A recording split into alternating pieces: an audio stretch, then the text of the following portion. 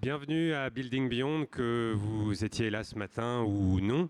On est donc parti pour 2 jours d'exploration sur la thématique énergie féconde. Et j'ai le plaisir pour le début de cet après-midi d'accueillir Xavier Blot, qui est professeur à l'EM Lyon Business School et que certains d'entre vous suivent peut-être déjà sur les questions d'énergie, notamment sur le réseau LinkedIn. Si ce n'est pas le cas, je vous encourage à le faire parce que voilà, Xavier a une veille vraiment très riche et ça semblait évident de l'inviter à participer à cet événement.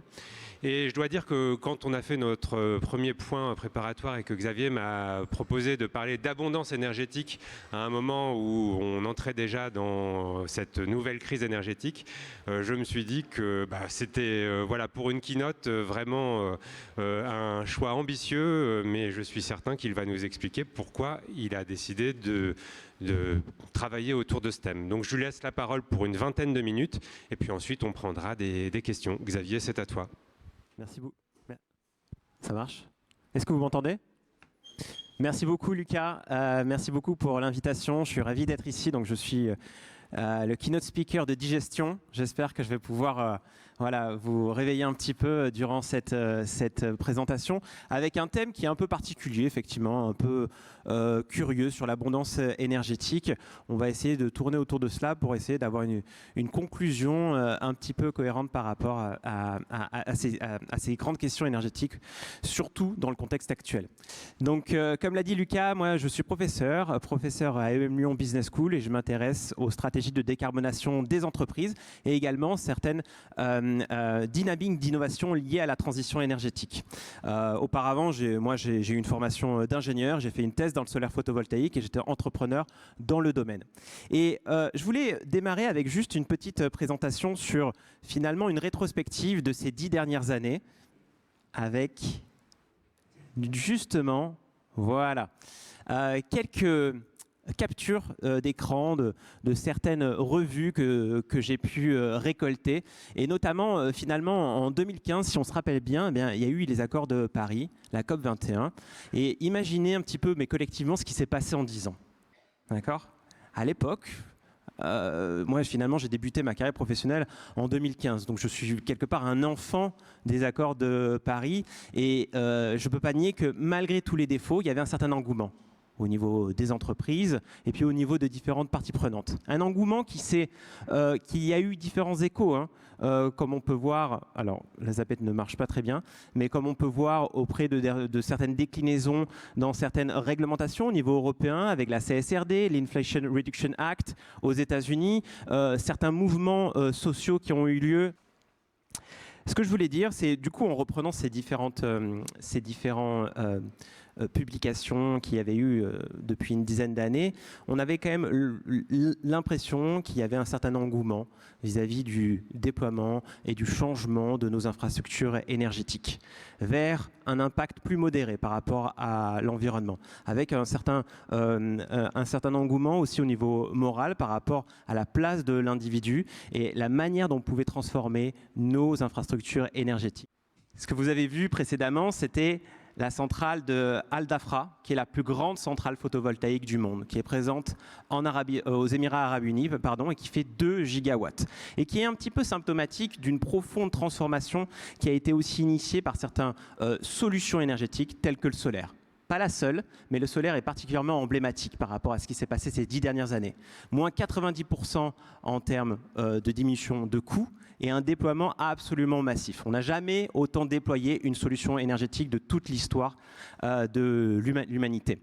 Et cette centrale est particulièrement intéressante à 2 niveaux. Le premier niveau, c'est qu'elle a battu le record mondial de l'énergie la moins chère en fait produite, 1,32 centimes de dollars au kilowattheure produit grâce à cette centrale. On comprend que c'est des coûts qui sont accessibles justement avec ces forts ensoleillements. Et également par sa taille. 2 gigawatts, ça paraît absolument colossal. C'est 2 centrales nucléaires. Et c'est ce qui est installé tous les jours dans le monde.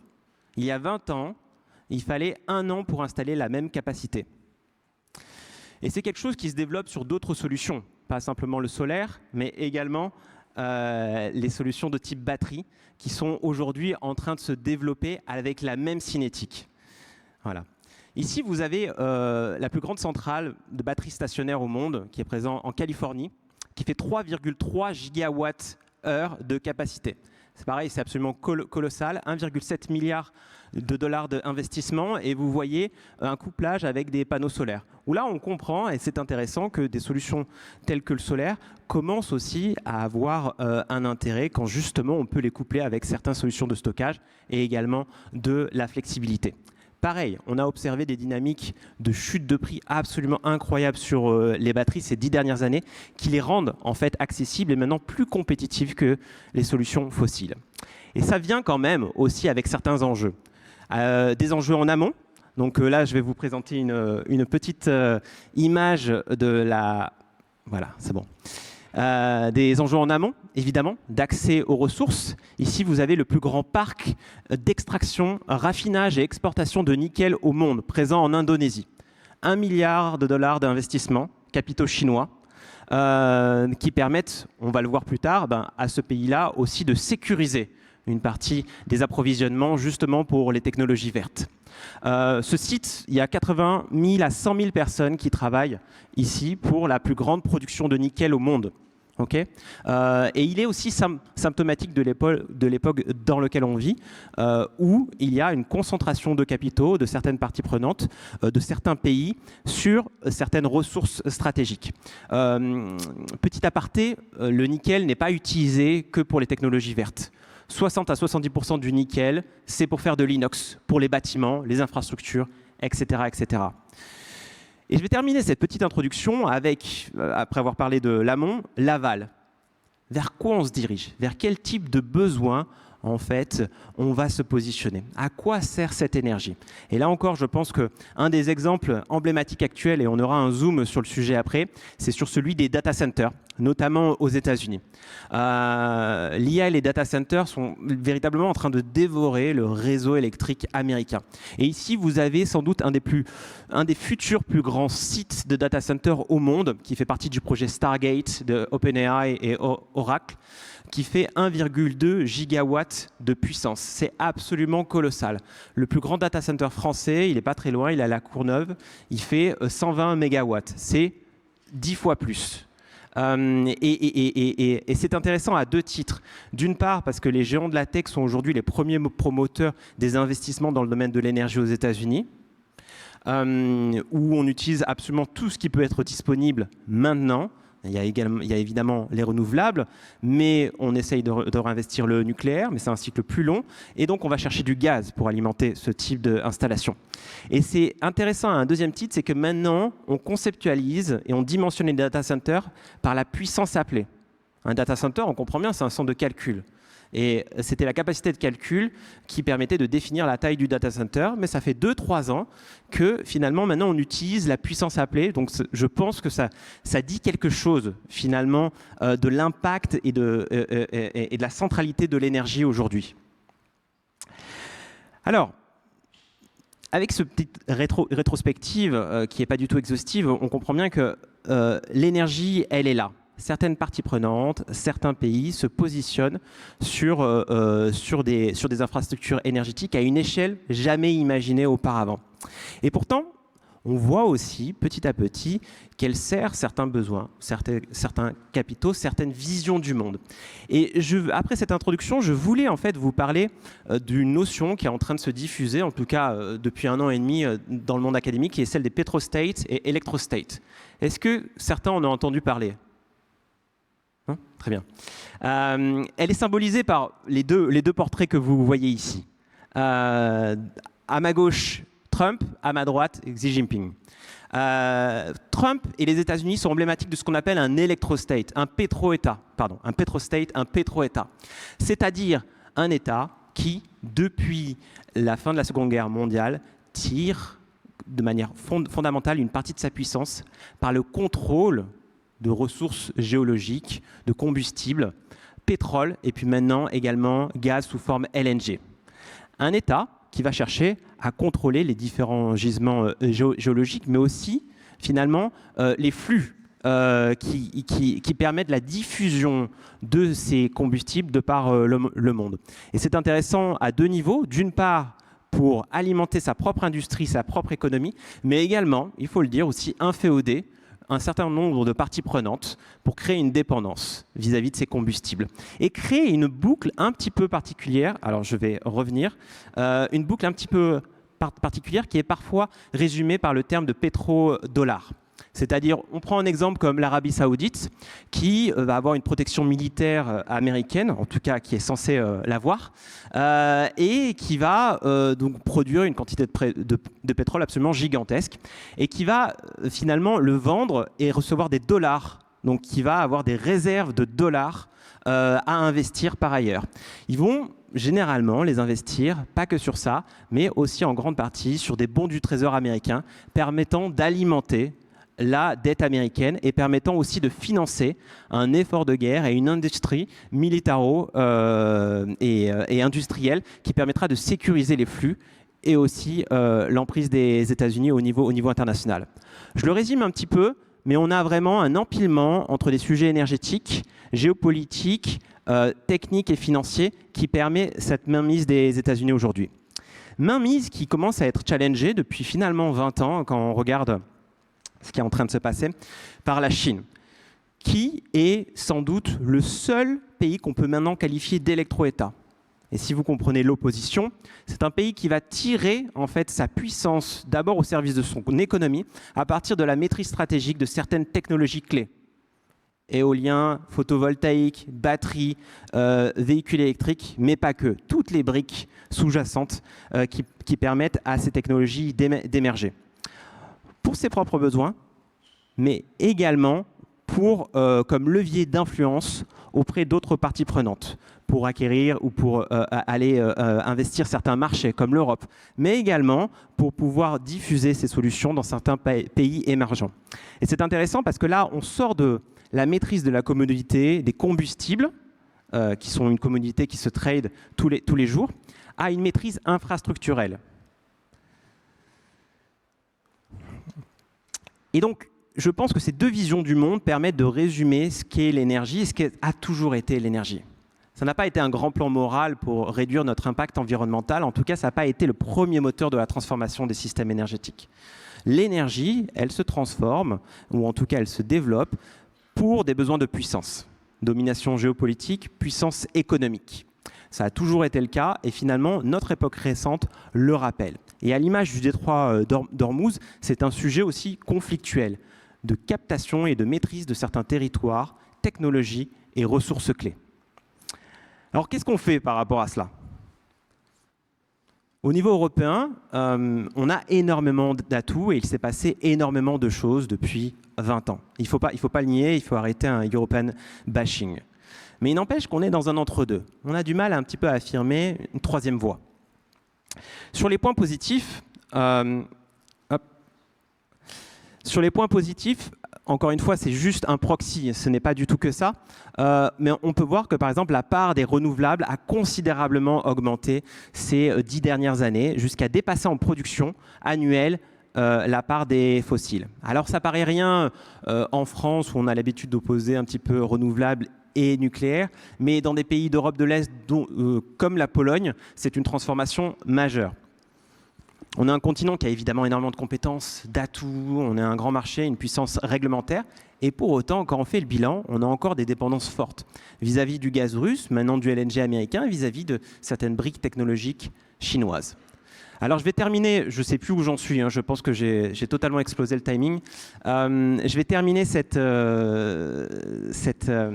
présentation avec la seconde moitié, en fait, sur certains grands chantiers qui me semblent intéressants d'investir. Et finalement, pour ceux qui regardent le secteur de l'énergie, je ne vais pas réinventer la roue et je ne serai pas exhaustif, mais au moins ça permettra, je pense, de cadrer certaines choses.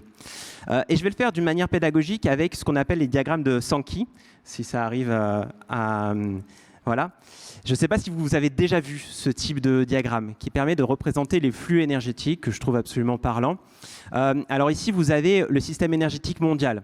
Au niveau européen, sur certains pays, ça va forcément changer. Mais vous allez voir que la logique est à peu près la même. Les flux restent à peu près cohérents.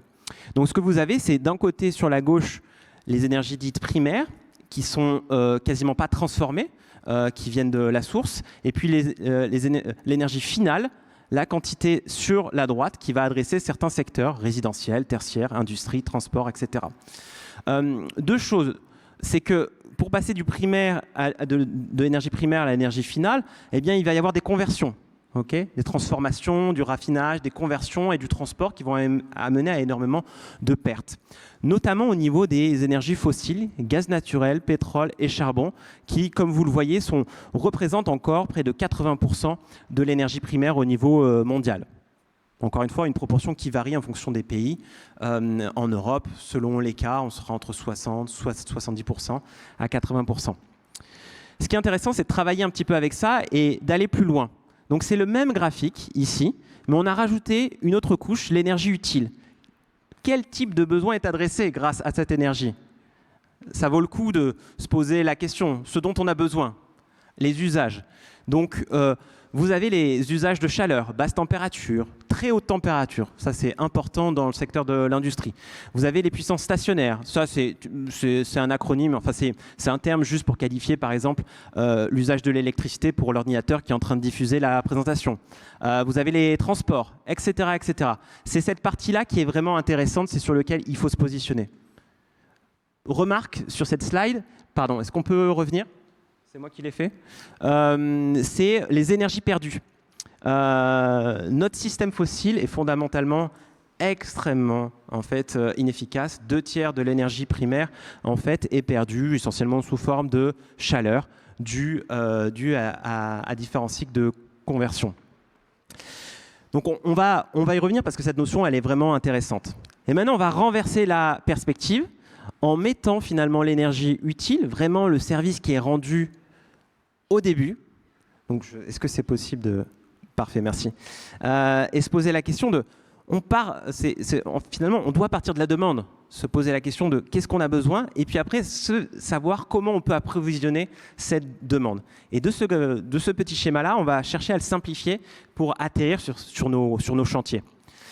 Donc, quand on rassemble les différents services qu'on adresse, il y en a en fait deux types particuliers. Vous le voyez, en haut à gauche, chaleur et travail. Froid, chaud, très haute température, ce sont des usages extrêmement énergivores et extrêmement importants dans nos sociétés. Et l'autre, c'est le travail, sous toute forme. Travail mécanique, travail également pour fournir l'éclairage, etc., etc. Et donc, je ne vais pas rentrer dans les détails, j'ai malheureusement pas le temps, mais on voit aussi certains flux d'où viennent certaines énergies utiles par rapport aux énergies primaires. Et on va simplifier encore à un autre niveau. C'est-à-dire que sur la partie centrale, au lieu d'avoir des énergies finales qui étaient un petit peu fragmentées, on va voir qu'il y a deux types de vecteurs qui sont importants. Certains vecteurs énergétiques qui sont sous forme d'électrons et certains vecteurs énergétiques qui sont sous forme de molécules.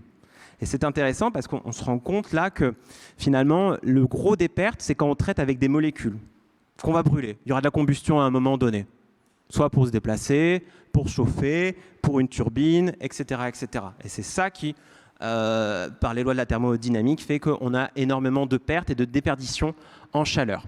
Donc on voit que le pétrole, bam, va sur le travail pour le transport, mais aussi avec 2/3 de pertes. Okay, donc on a travail et chaleur, ce sont un petit peu nos usages avec lesquels on traite. Deux vecteurs, électrons et molécules. Et puis on va terminer avec la dernière partie, l'énergie primaire, parce que là c'est simplement pour simplifier, se dire qu'il y a des sources directement électriques qui permettent d'alimenter notre système et des sources thermiques, d'accord, qui vont traiter avec des molécules. Et généralement ce sont les sources thermiques qui vont amener le plus de pertes et les sources électriques elles vont être bien plus efficaces dans un système complètement électrifié.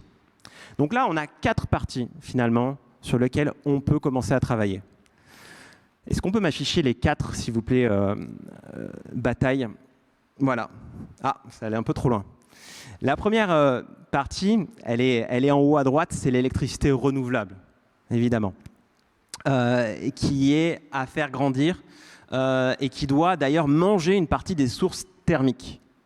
Okay, encore une fois, je me positionne au niveau européen et puis au niveau international. Donc, qui doit petit à petit à adresser un petit peu les sources thermiques. Ça va de pair, et on le voit particulièrement en ce moment dans le débat en France, avec une électrification de nos usages. Électrification de certains usages comme les transports, évidemment, mais électrification d'autres usages industriels comme la chaleur. Alors là, j'ai mis chaleur utile parce qu'on peut subvenir à des besoins de chaleur, notamment avec des réseaux de chaleur en France. C'est un cas particulier qui est vraiment intéressant, mais ici, on simplifie un petit peu. On pourra penser à l'électrification des besoins de chaleur, par exemple, passer de chaudières fuel, gaz à des packs, par exemple. Et puis, le dernier chantier, qui est sans doute le plus compliqué, c'est celui des molécules vertes. Donc, si vous me suivez, l'idée, c'est que l'électricité, eh bien, envahissent une partie des sources thermiques, mais il y a certaines molécules avec lesquelles il faut qu'on traite en tant que tel. L'hydrogène industriel qu'on doit décarboner. Pour certains usages comme l'aviation, où là, il faudra traiter aussi avec des molécules de synthèse. Petit autre exemple, et c'est là où la perspective usage, besoin et source, elle est intéressante, c'est dans le secteur du transport maritime. Près de 100 000 navires marchands qui parcourent les mers. Très très compliqué aussi à décarboner. Il y a peut-être de l'ammoniac ou différents carburants de synthèse qu'on pourra produire à l'échelle, mais on n'est pas sûr. Mais une chose qui est intéressante, c'est que 40% des flux mondiaux de transport maritime, c'est pour le transport d'hydrocarbures. Donc si on défossilise notre économie, on peut imaginer réduire aussi cette demande-là. Je pourrais en parler en long, en large et en travers, mais c'est en tout cas certains chantiers extrêmement intéressants. Et quand on parle de souveraineté, eh bien évidemment, notre dépendance et notre exposition à des sources thermiques qui viennent d'ailleurs, elle doit être réduite. C'est pour ça que l'électrification est intéressante, parce qu'elle se passera sur notre territoire. Je vais terminer avec 3-4 concepts, un petit peu structurants, en tout cas qui, moi, structurent ma pensée. Merci. Si vous pouvez afficher tout, ça ira plus vite. Le premier, c'est celui de l'efficacité. On a un rapport de 2 à 3 à 4 en termes d'efficacité entre des systèmes entièrement électriques et des systèmes fossiles. Et ça, c'est intéressant, parce que le gain est tellement important qu'on peut postuler que l'efficacité en fait, de ces systèmes, enfin le gain d'efficacité est tellement important que ça va bien finir par s'imposer à l'échelle. Ici, je vous ai présenté quelques exemples. Quand forcément on passe du central gaz, charbon, avec 2 tiers de perte à une électricité renouvelable, on a un taux de conversion qui est quasiment de 100%. Pareil pour le moteur thermique et par rapport aux véhicules électriques. Etc., etc. Ça, c'est un concept intéressant, et je vais faire un petit aparté. C'est un concept aussi qui me fait dire qu'aujourd'hui, on a des systèmes qui sont disponibles à l'échelle, extrêmement compétitifs au niveau de leur efficacité, mais également au niveau des coûts. Et c'est pour ça que je suis très très positif vis-à-vis de la transition énergétique, parce que si on sort de la France, vous avez plein de pays qui choisissent finalement, que ce soit le photovoltaïque ou la mobilité électrique, parce que c'est aujourd'hui la meilleure solution. Et on peut penser aux pays développés, mais j'ai un petit exemple, j'ai un ami qui développe une entreprise au Sénégal de mobilité pour les livreurs de mobilité électrique, des petits scooters électriques, et c'est absolument impressionnant. Ils ne vont pas acheter des scooters électriques pour sauver la planète, mais les scooters électriques, sur la durée de vie, sont bien plus efficaces, bien moins coûteux. En plus, ils sont beaucoup plus pratiques et intelligents, donc ils proposent un ensemble de services que les solutions fossiles ne proposaient pas auparavant. Hop. Un deuxième concept qui est important, c'est celui des stocks par rapport au flux. On a tendance à se dire, et c'est vrai, que nos systèmes énergétiques évoluent pas très vite. Effectivement, on a cette proportion de 80% d'énergie fossile dans notre mix primaire. Mais en réalité, quand on regarde uniquement les stocks, c'est une vision à un instant T de notre système et du passé. C'est important d'avoir en tête les flux. C'est les flux qui montrent finalement l'avenir, où se positionnent les systèmes énergétiques. Et c'est particulièrement criant quand on parle de production d'électricité renouvelable en fonction des pays. On a la plupart, voire la totalité des nouvelles installations énergétiques qui sont renouvelables dans certains pays. C'est-à-dire que les nouvelles installations qui se mettent en place sont tout ou partie renouvelables. Et ça, c'est vraiment intéressant, parce que Notre système est énorme, il a donc une inertie extrêmement importante, donc ça met du temps. Mais il n'empêche que la dynamique et l'effet d'entraînement quand on regarde les flux est indiscutable.